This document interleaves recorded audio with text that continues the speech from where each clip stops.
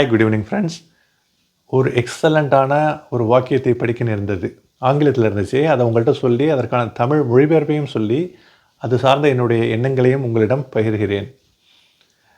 You will continue to suffer if you have an emotional reaction for anything that has been said to you. நம்ம எப்போவுமே உணர்வுபூர்வமாக நம்மளுடைய ரியாக்ஷனை எதிர்வினையை ஆற்றுறோம். நம்மள்ட்ட யாராவது ஏதாவது ஒரு விஷயத்த சொல்லிட்டாங்கன்னா அதை அறிவு சார்ந்து நம்ம சிந்திக்கிறது இல்லை, இம்மீடியட்டாக அதை பர்சனலாக உள்ளார நம்மோட தொடர்பு படுத்தி அவங்க சொன்னது சரிதான் அப்படிங்கிற நிரூபிக்கிற மாதிரியாக நம்ம நடந்துக்கிறதோடு மட்டும் இல்லாமல் மிகவும் ஒரு எமோஷ்னலான ரெஸ்பான்ஸை வெளிப்படுத்துகிறோம் அல்லது நமக்கு உள்ளுக்குள்ளாரையே அந்த துன்பத்தை இறக்கிக்கிறோம், நம்மளை நாமே துன்பப்படுத்திக்கிறோம்.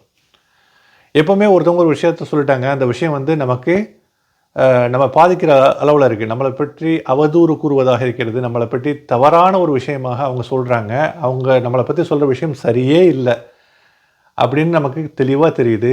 ஆனால் அவங்க சொன்னது உண்மைன்னு நிரூபிக்கிற மாதிரி நம்மளை பற்றி இப்படி சொல்லிட்டாங்களேன்னு சொல்லிட்டு ரொம்ப துன்பப்படுறோம். அல்லது இம்மீடியட்டாக கோவப்பட்டு ரியாக்ட் பண்ணி சொன்னவங்களை தாறுமாறாக நம்மளும் பேச ஆரம்பிக்கிறோம். நம்ம இந்த மாதிரி எமோஷ்னலான ஒரு ரெஸ்பான்ஸை வெளிப்படுத்துகிறப்போ நம்ம அவதூறு பேசினவருக்கும் நமக்கும் எந்த வித்தியாசமும் இல்லாமல் ஆயிடுது. எப்போ நம்மளை பற்றி இன்னொருவர் தவறாக, அவதூறாக அல்லது நெகட்டிவாக, எதிர்மறையாக பேசுகிறப்போ உணர்வு சார்ந்து யோசிக்காமல் அறிவு சார்ந்து யோசிக்கிறோமோ நமக்கு எந்த துன்பமுமே வராதுங்க. எந்த துன்பமுமே வராது அப்படின்னு சொல்கிறத விட நம்ம அந்த விஷயங்கள் நமக்கு உள்ளார இறங்காமல் பார்த்துக்கிறதோடு மட்டும் இல்லாமல் அதை கடந்து ரொம்ப இலகுவாக நம்ம தாண்டி போயிடுவோம். ஒருத்தர் நம்மள்கிட்ட சொல்கிறார், ஆக்சுவலாக கொஞ்சம் கூட அறிவு இல்லாமல் பேசுகிறீங்க, அறிவு கட்ட பைத்தியக்காரன் மாதிரி இருக்கே அப்படின்னு சொல்கிறாரு. ஓகேங்களா? உடனே நமக்கு சொல்லுன்னு ஏறுது. எப்படி அவன் நம்மளை பைத்தியக்காரன் சொல்லலாம், அறிவு கட்டவன்னு சொல்லலாம். ஆனால் அவர் நமக்கு நம்ம ரொம்ப மெச்சூரான ஆள் நமக்கு தெரியும், அது அவருக்கு தெரியல. அது அவருடைய முட்டாள்தனம், அவருடைய அறிவற்றத்தனம்.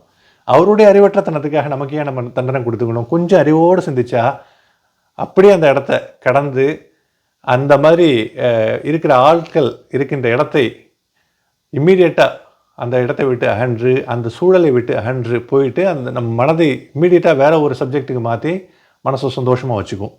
இதுவே நம்ம உணர்வுபூர்வமாக சிந்திச்சுக்கிட்டே இருந்தோம்னு வச்சுக்கோங்களேன், அவர் என்ன இப்படி சொல்லிட்டாருன்னு சொல்லிட்டு அடுத்த ஒரு வாரம் 10 நாளைக்கு ரிவைன் பண்ணி நமது மனம் உடல் எல்லாத்தையும் கெடுத்து குட்டிச்சுவராகி வாழ்க்கையில் கடைசி வரைக்கும் இப்படியாவே ஆகிடுவோம். எப்போவுமே அறிவு சார்ந்து நாம் சிந்திப்போம், உணர்வு சார்ந்து சிந்திக்கவே வேண்டாம், எதிர்வினையாற்ற வேண்டாம். மிக்க நன்றி. பார்த்தமைக்கு.